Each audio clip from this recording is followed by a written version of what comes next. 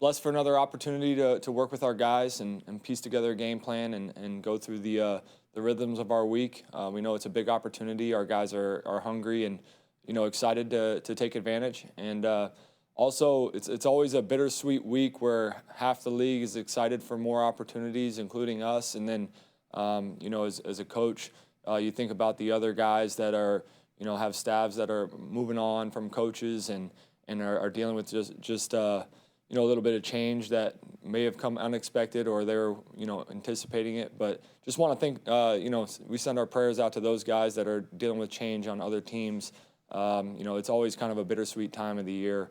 You're on one end or the other. But very grateful to be here, grateful to work with our guys. They got the right look in their eye. I'm excited to get after it today. We'll start things off with Scott Fowler, followed by Daryl. Hi, Coach. My question's about Jalen Coker. I just wondered if you could talk a little bit about his improvement and why he's, in this last game played 92% of the offensive snaps. Yeah, it's a production business, and he's been doing a great job of producing when, we've called his number. So Jalen just it starts, I think I talked about it a couple weeks ago, just his ownership of the playbook coming from year one to year two. And then, as he overcame his injury earlier in the year, this year, we just started to sprinkle a little bit more to him. And then you see him come to life in both phases of the game. We really harp on our guys that everybody's involved in both the run and pass game. And Jalen, he's a shining star in that regard when it comes to the run game because he is as physical as it gets playing down there in the slot. We love to use that as a complement for the pass game, get him open on play actions and stuff. And then when the ball's in the air, time and time again, he's gone up and make plays for us. Thank you. And just one follow-up on that. Xavier only played 31%, as did Horn. Just can you talk a little bit more about your wide receiver rotation? Yeah, all the guys are always ready. And I think anytime you talk about an increased role for one, it's going to come at the expense of somebody else. Those guys still have their pieces in the game plan. But again, as of late, Jalen's been doing a great job of making plays for us. And I just commend Xavier and I commend Jimmy and some of the other guys that, take the hit when somebody else is getting more looks. The look in their eye at practice, the way they're approaching everything has remained constant. And that's just a testament to the guys that we have in the building, the leadership that we have in the receiver room, from Rob Moore and Keyshawn Coleman, just keeping those guys tapped in, ready to go because, a drops hat, you got to go in for somebody else. We have a bunch of different personnels we work with where everybody's out on the field. So just staying ready to go is key there. Thank you, Brett. Yep. Hi, Coach. It seems like the offense has been inconsistent in recent weeks. I mean, last week, obviously, there wasn't any running game, and it's been like that for most of the last half of the season. There's been games where Bryce hasn't been throwing the ball down the field at all. And I'm wondering, because this is just one game, what are you guys going to do to make sure that you get it right so that this opportunity is taken advantage of on Saturday? Yeah, we always say it's all tied in together. So if one end of our production, whether it's the run game or the pass game, is struggling to produce when we're calling those plays, then it's going to affect the other because then defenses can start to tee off, on the other elements of what you're trying to do. So for our run game, we got to get it going. That's been a huge thing we've been putting our thumb down on the last couple weeks. We know we've taken a kind of a step back of who we've been, and our guys are fired up to get after it. Make sure that we establish the run game. You go back, and especially in a week where we're playing a common opponent, you go back and watch our Rams game and how important the run game was for us in just sustaining drives, getting more opportunities to call all the cool plays that we have, listed on the sheet that the guys get excited about. Well, it's tough to get to those when you're only, dealing with 50 snaps a game. So extending drives come from the run game, making plays in the pass game, and then that complementary football was really brought to light the first time we played the Rams. We made plays on third down, a couple touchdowns on third and fourth down and through the pass game, but then really the core of our identity was sustaining those drives through the run game with a physical nature. So we look forward to getting back to that this week. Let me ask you one other thing really quick too, following up. When things aren't going well, let's say if they weren't going well at the start, it seems like there's been sometimes there hasn't been a lot of changes or being able to accommodate what the other team is doing. Like, what have you done or what are you thinking about to counter that on Saturday if things aren't going the way you want, or maybe the defense is showing a different front or something than expected? Yeah, we always have those conversations, at the end of drives. Hey, what's our reaction to something they're trying to do to combat, whether it's the run or the pass? When you put in a game plan, not giving away the secrets of the plan, but you always have you see what all they have to offer and how they've attacked other teams, and you have those options available. So once you get through the first couple drives and you get a feel of how they're trying to stop your run game and how they're trying to stop your pass game, that's when you can start to hit some of those adjustments and say, okay, it's a little bit more of a man game. We have a couple of those answers in the plan from plays that we've seen that should hit based on tape. Okay, it's more of a zone team. Let's go and steer scheme. Let's go steer towards those plays that we have in the plan. So it's definitely a conversation that we have as the game goes, charting what they're calling, and then what is our best not reaction, but what is our best plan of attack when you start to see, okay, this is the defense's plan going forward. Thank you, Coach. Yep. We'll go with Mike Kay, followed by Alex Zitlow. Hey, Brad. Good morning. Morning, Mike. You brought up it's a production business, and as you alluded to, the running game has kind of struggled of late. It's obviously been a long season. You have a rookie running back that has kind of played sparingly, but we've seen him play well in flashes. I'm just curious, what's your outlook on using different personnel that maybe you didn't use a lot during the regular season to either surprise the opponent, give them something different to look at, but also just kind of change things up? Yeah, I think we're always exploring those things. The run game, especially when you get to the latter half of the season, you want fresh legs. There's a compliment there, too, of letting a guy get in his groove and get a handful of carries. I think Chuba and Rico would both say, they want every carry in every game to get a feel for it and play physical. But we also know when you have a stable of backs and a guy like Trevor who's played good football for us, you want to try to look to get them touches. We got him a couple in the first game against LA. I know the past couple weeks that those chances haven't really come up for us. But personnel variation is a huge piece of who we are. I think last week on third down, or one of our first third downs, we're in 0-1 trying to. 0-1 is 0 running backs, a tight end, and 4 receivers. So we're trying to get all those athletes on the field, make sure the defense has to honor everybody that we have on our roster up on game day, and we believe in those guys. So when if we were to call Trevor's number, if we were to call Jimmy's number, Xavier, all those guys, we believe in them to go make plays for us. So I do think it's a big piece of who we are. I'm not going to give away what our plan is there, but just those guys staying ready. Trevor's another one that. Being the third back, having him on special teams is a great opportunity for us to keep him engaged in the game and the flow of the game, the physicality and the aggressiveness. So I know if his number was called, he's very engaged in the game because he's returning all the kicks and the punts. So that for us is it's a blessing to have him back there as the returner, making sure that he's not just coming off cold legs if he was to have his number called in the course of the game. Then you guys have had so much success on fourth down this year, especially with explosives. Why do you think that 4th and 2, 4th and 3 are such great opportunities for big plays? Yeah, it goes right back to the run game. I think we probably run the ball more on third down than most teams. 4 or less, like that's in our self scout. People see that. And then you start to see coverages where they got to fit their gaps in the run game, and they can't just cover and vacate the box. And when that stuff occurs, there's great opportunities in the pass game when they're kind of keyed into playing the box and playing their fits in the run game. We can have compliments off of it. We ran a keeper last week on third down. Some cool little wrinkles that you can present to the defense, make sure they're honoring the full width of the field. Hey, Brad. Mike sort of stole my thunder because I also wanted to talk about fourth down. You guys are you guys go for it on fourth down, second most behind all teams in the NFL, the most among all playoff teams. And I'm curious how that impacts your job on game day, but also how it impacts your job in designing the offense during the week.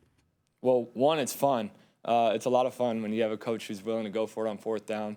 That means third down's more like second down's more like first down. And for the defense, it just becomes that much harder. You're going to get a third down defense, and they think the drive's over, but we could run maybe more of a base down play just to get closer on fourth down if we know we're going for it. So different situations present different availability of play calls to us. And for me, it's just keeping scope of, okay, how are they combating us on third down? What's our best mode of action? You try to get it right now. You try to get half back. You try to get close enough to whatever our go for it line is, and when are those opportunities coming up? That's a constant communication with George, and it's usually happens. You get to earn first, and we might have a go for it scenario at a particular distance, and we're operating that way throughout the whole set of sticks. So that makes it a lot more fun. You get to know when you want to take your shots and when you need to get a couple yards to put you in an advantageous fourth down situation. But just that aggressiveness for us as coaches, the planning, it makes it a lot more fun. But then also for the players, knowing that, hey, they're gonna milk every opportunity we have to go get this first down, extend these drives, and get in the end zone. I think that puts a mentality in their head of let's go for it. Let's go for it every single snap. We're gonna milk this thing dry, and I love that mentality. I love that mentality we have as coaches and players. Would you credit the your love for going for it on fourth down for the reason for why y'all been able to win so many close games this year? Yeah, I think just talking about, again, that mentality, when you have a team that's gone for it on fourth down so many times, they're not scared of the moment, right? They're not scared of, hey, this could end the drive. That's not how we think. We think, okay, next rep, do the next right thing. Okay, it's what are we asking you to execute? Let's get it done. And they don't blink. We have a group that doesn't blink. They're young, but we've put them in those situations so many times that they don't blink when the moment's big. Nothing more obvious than two of the touchdowns towards the in the second half of the first LA game. Jalen Coker ripping down the field on a go ball, and then the X-ray, the crossing routes we had to T-Mac, on fourth down. Like, those are huge plays where our guys don't blink, and we run our stuff, and they know where the bones are buried in those plays, and we're just looking for them to execute, and it's not anything bigger than that to them. Well, we have time for a couple more. We'll go with David Newton, followed by Mike Solarte. Hey, Brad, congratulations on being here in the playoffs. Thank you. What if, assuming Rob Hunt plays, what's he add to your running game? What's that?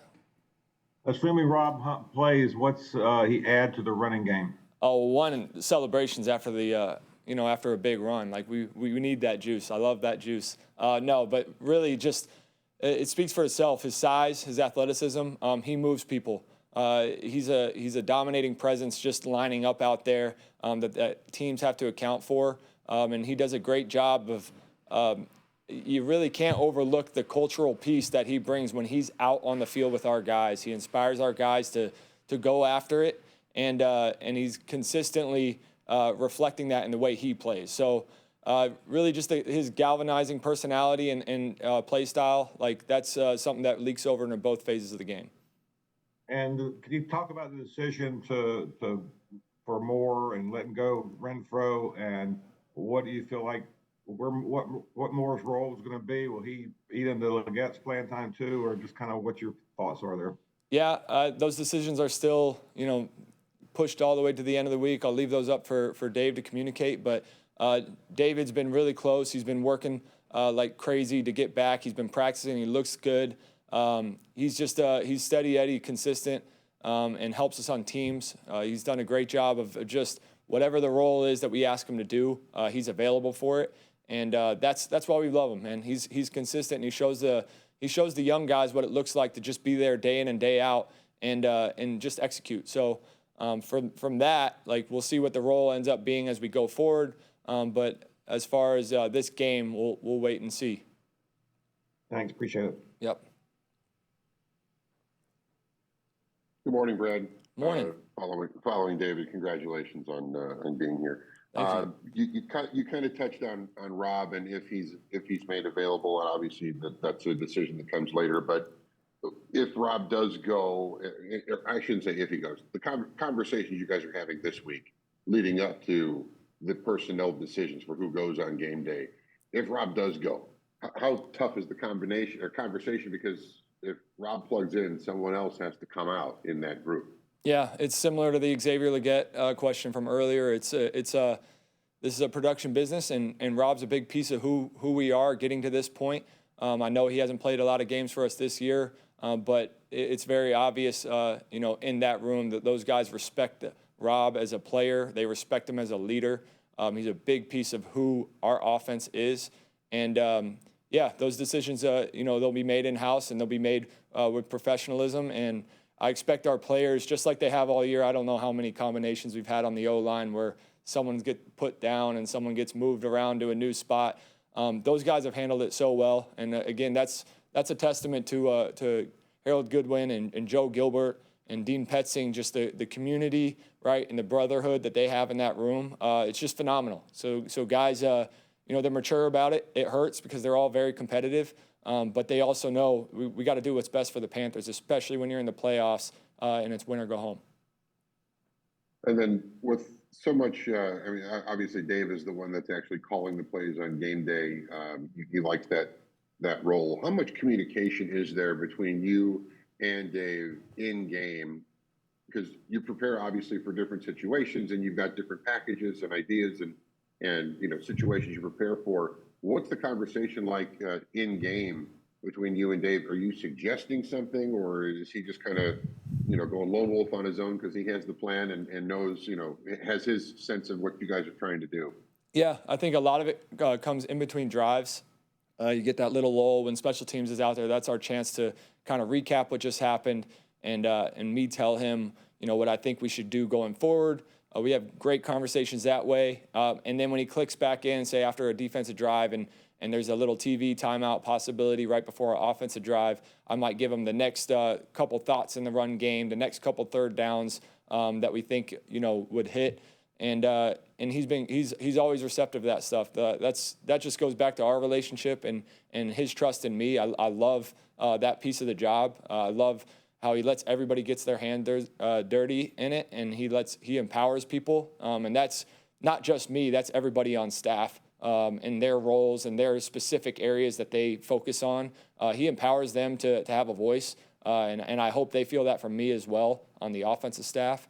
And then the other piece of it is in drive, there's always a fine line of getting a suggestion for a play. It usually happens, you call a play and then, okay, if this happens or this happens, what are our next, what are your thoughts? And that's when the conversation happens. When the play's getting called, it's the best call on the sheet, right? We gotta roll with it. You gotta get that thing in there so the quarterback can have time to diagnose and communicate out to the guys.